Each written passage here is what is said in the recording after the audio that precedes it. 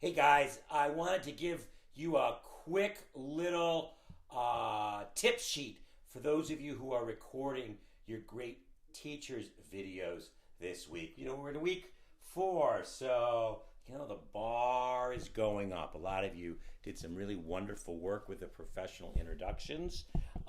And one comment about that before we leave is a thing came up in the professional introductions in some of your tapings, which is to say that there's this thing called upspeak, and it's when the end of your sentences rise on an up pitch, and don't do it or be mindful of it. Look for it in your videos. Re-record if you can. In English, our natural end of a sentence wants to tend to fall in pitch, and so we normally end things right down here. So that's the natural inflection. And when we up pitch at the end of a sentence, we do it often with a question. Hey, do you want to go out tonight? Gosh, do you want chicken, or would you rather prefer if we had beef? So anyways, this up pitch at the end of sentences has a name. It's called upspeak. There's all kinds of reasons that people do it. Women do it more than men. Young people do it more than old people. But it is a sign of a conversational, lower diction style. And so in formal speeches, we tend to avoid it. Please do. And look for it in your videos and in the videos of your colleagues. So down with upspeak. So that's one little piece of feedback. Now for your great teacher speeches, just a couple simple things. Some of you are doing it and some of you don't. First of all, stand. Stand if you can. We will like you better. Your energy will be better. The audiences will take you as more credible, as more powerful, and more energetic. So stand. This is a pretty good shot. Trying to get from head to midriff, head to waist. I kind of really like the head to waist shot if I can get it. I'm lucky. I have a selfie ride tripod here, so I can get this camera angle. It's straight on as opposed to up my nose nostrils. I'm looking for, this is a pretty good frame if you can see it. I'm in the guest room. I have day lighting and a light on. So be mindful of the lighting of your face. We don't want you to be cast in shadow. Anything you can do to get sort of basic lighting on you will help your face read better. It will help make the video look more professional, and so on and so forth. What do I have on my list? I say stand. Be mindful of your background. Now this is just a guest room. It's nothing fancy, but it's not interfering. I've got a plain wall, I've got a whiteboard, I've got the wardrobe. So that'll work. I'm getting some really funky stuff with the lighting.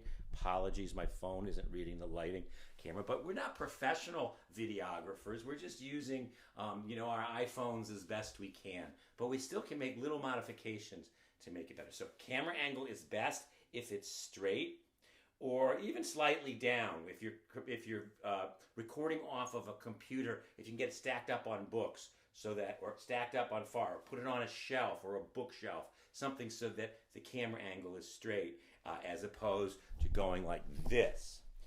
We hate you when you're like this. We look at your nose hairs, your face looks weird. It feels like a selfie. So we want the camera angle to come up like this, or even the fancy people do it like this. Now I've moved. You can see the lighting has shifted on my face. It's not as good as a fully lit, so I'm moving back here. I'm hoping that my it's bright today with the sun, so my camera doesn't like it when I come up close. All right, so I'm standing back here. Let me see if I can get the camera to, there it goes. The light meter's awful. I don't know what's going on with my camera. But so again, this is not, you're not getting any points off for this, but I want you to be mindful of what you're sending and set it up as best you can.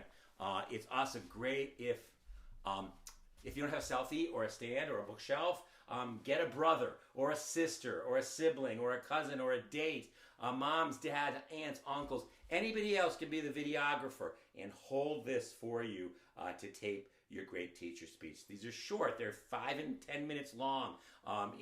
Please, invest, recruit your friends, family, and ancestors to help you for 2 good reasons. A, you'll get a better camera angle, and B, you'll actually also be performing for an audience, which is great. It's horrible to record it's horrible to do speeches for family members, but once you do it once or twice, they get over it. You get over it, and you start building up this practice bank of talking, of performing with people in the room. We can't do it in a classroom. That's a lot of our work in the classroom.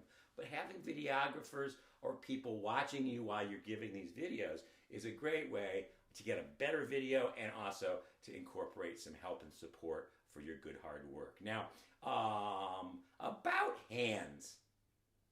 If you don't know what to do with your hands, put them here, finger to finger, touch tip, and hold them just like this. This is not because this is a good position. It's because it's a very unnatural position. And before you know it, your hands will be moving around, as they do and should with your thoughts. So the vowel dance, we'll do some more warm-ups to connect your skeletons to your thinking. But there's nothing wrong with moving your hands as long as it's not a tick. When hands become like fixing your hair 1,000 times, we hate you. But when they're just hanging out, working for you and supporting your thought, we love you. And you have your own gestural vocabulary. You'll make your own kinds of things, but that's okay. That's part of the communication. Be mindful of your drag, your hair, your glasses, hats, your outfit.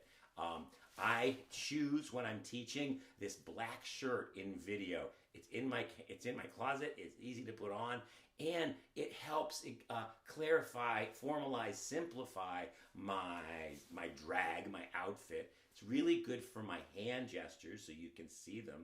I learned the trick from my mom, who was an interpreter for the deaf. She always wore black or dark colors when she was interpreting, that both highlight the hands so you can read them, but they also highlight the face, where all of the expression and the communication happens. So we really like to see your eyes. We like the camera, your eye focus to be at the camera, not reading a script.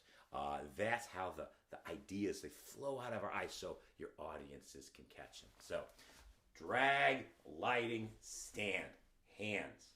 What else did I say? Background, styling. So the last thing I need to say is at the end of the speech, I've talked a lot about a bumper sticker version. And the bumper sticker version is a tagline. There may be lots and lots of things in your story about how wonderful your teacher is, but there's one thing that you really want to focus on and send out to the audience, the focus, the takeaway, the main point.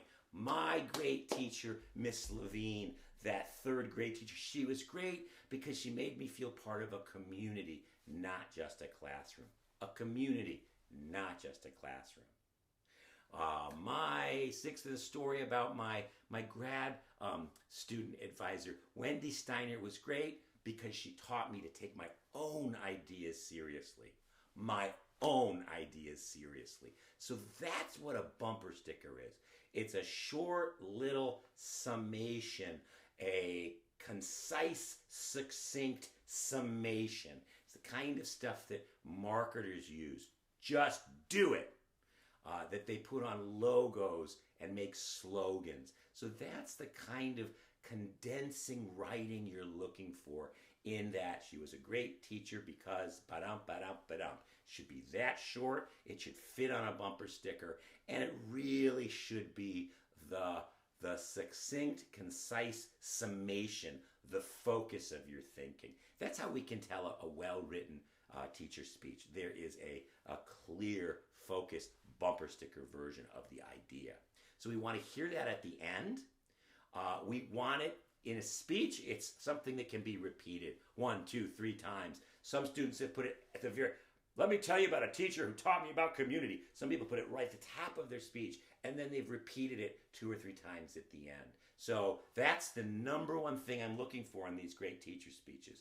Beautiful smiles, beautiful you, sure, great stories too, but what I really am listening for are these bumper sticker versions at the end of your speech. Have a blast!